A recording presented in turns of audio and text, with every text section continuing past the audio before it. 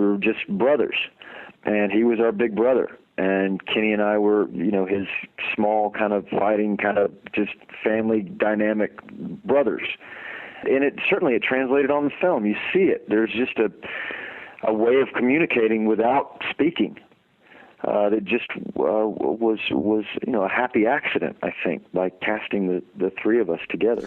One of my favorite parts of the show actually is the Vic and Shane relationship, because throughout the seasons it just takes a complete turn, do you know what I mean? Especially when it comes to the Chasing Ghosts episode where Vic finally confronts Shane on murdering Lem. The great thing about that scene is Shane is saying, well, yeah, but how's that different to you killing Terry? I'm only doing what you were doing to protect our team, so I was protecting us. So again, it's talking about, the show being in gray instead of being black and white. It's just completely, it's a shade of gray. I think one of my favorite parts of this entire experience were the yearly showdowns between Vic and Shane. And more often than not, they served as markers for where this relationship had come to, how it was evolving. And that scene in particular was, I don't know that it was written that way. Although it was the longest scene we had on the Shield. It was, I think, 8 or 9 pages long.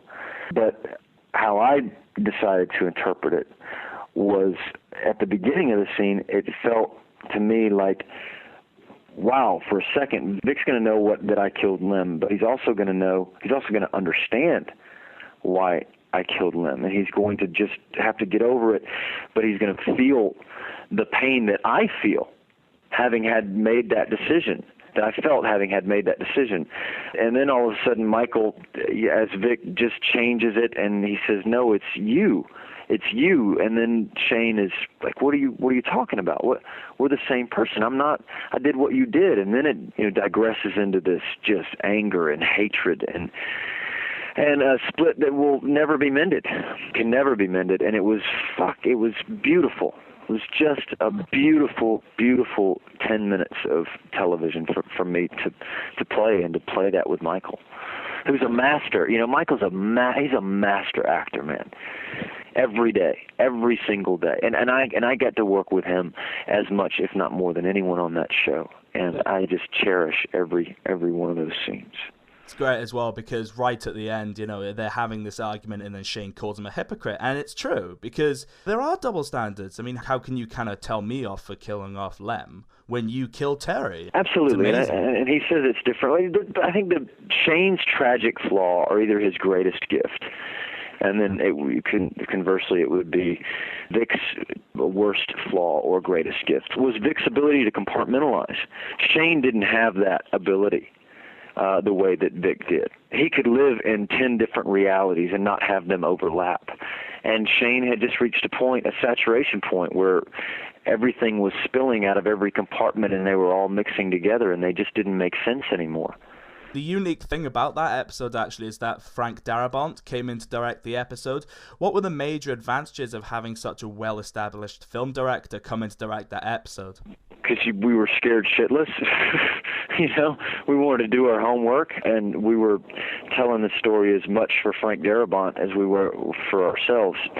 You have that kind of guy come on your set, or David Mamet, or a number of other, Gary Fleeter, a number of the other directors that kind of came through our show. They demand the best. And therefore, they inspire you and to ask that of yourself. And it was it was fantastic, man. Michael Chiklis went on to actually direct some episodes throughout the series. Are there any major differences being directed by Michael compared to being directed by some of the directing season regulars, like Clark Johnson? Michael actually directed in one of my biggest episodes, which was the admission of killing Lem to Mara, my wife. And it was very delicate. It was a very, very emotionally raw kind of place to be. And I think, for me, what was so wonderful about having Michael in the director's seat at that point was he knows me, and he trusts me, and he just let me go to that place. I knew that I had full trust and security in him to experience that the way that it came out. and to not be judged for it, and to not be held or for it to be wrong or right, and for it to just be what it was.